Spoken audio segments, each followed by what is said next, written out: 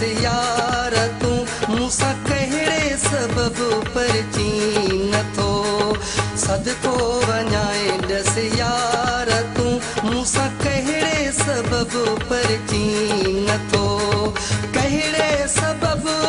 पर चीन थो मुंहिंजी मिंथुन खे बि मञे नथो सदको वञाए दस यार तूं मूंसां कहिड़े सबब पर चीन थो सदको वञाए दस यार तूं मूंसां कहिड़े सबब पर चीन थो कहिड़े सबब पर चीन थो मुंहिंजी मिंथुन खे बि मञे नथो सदको वञाए दस यार तूं मूंसां कहिड़े सबब पर चीन थो सदको वञाए दस यार तूं मूंसां कहिड़े सबब पर चीन थो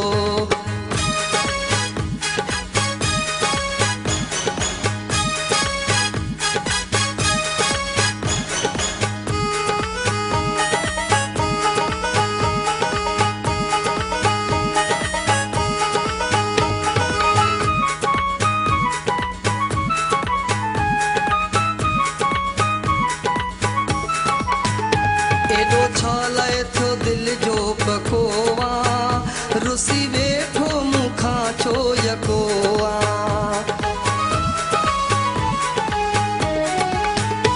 एॾो छा लाइ थियो दिलि जो पकोवा रुसी वेठो मूंखां छो यकोवा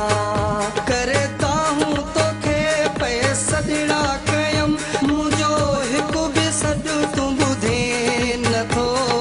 सदको वञाए दस यार तूं मूंसां कहिड़े सबब पर चीन थो सदको वञाए दस यार तूं मूंसां कहिड़े सबब पर चीन थो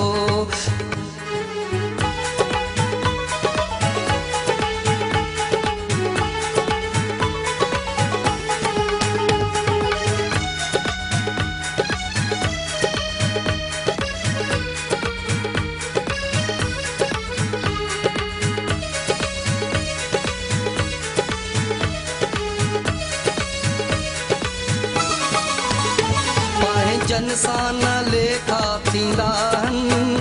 माण्हू खून बि माफ़ कंदा आहिनि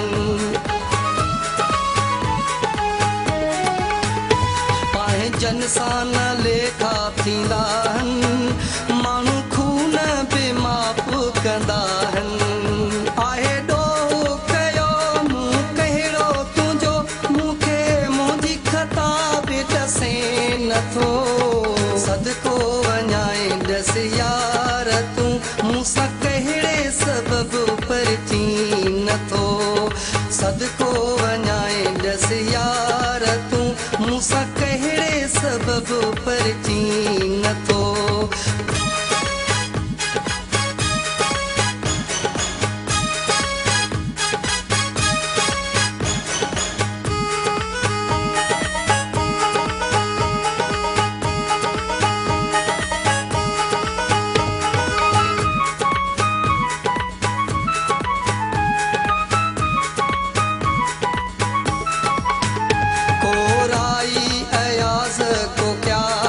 कर मुझे लुढ़कन जो तू एहसास कर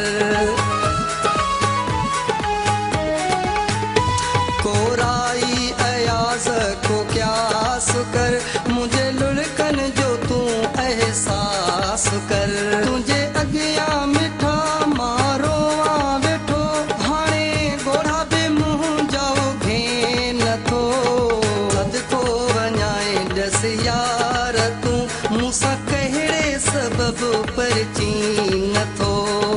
सदको वञाए दस यार तूं मूंसां कहिड़े सबब पर चीन थो कहिड़े सबब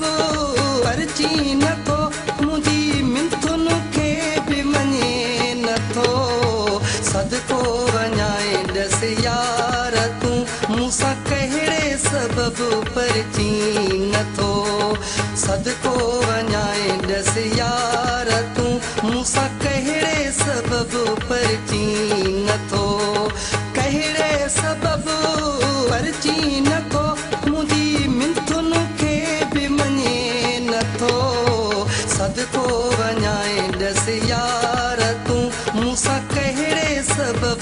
गिरची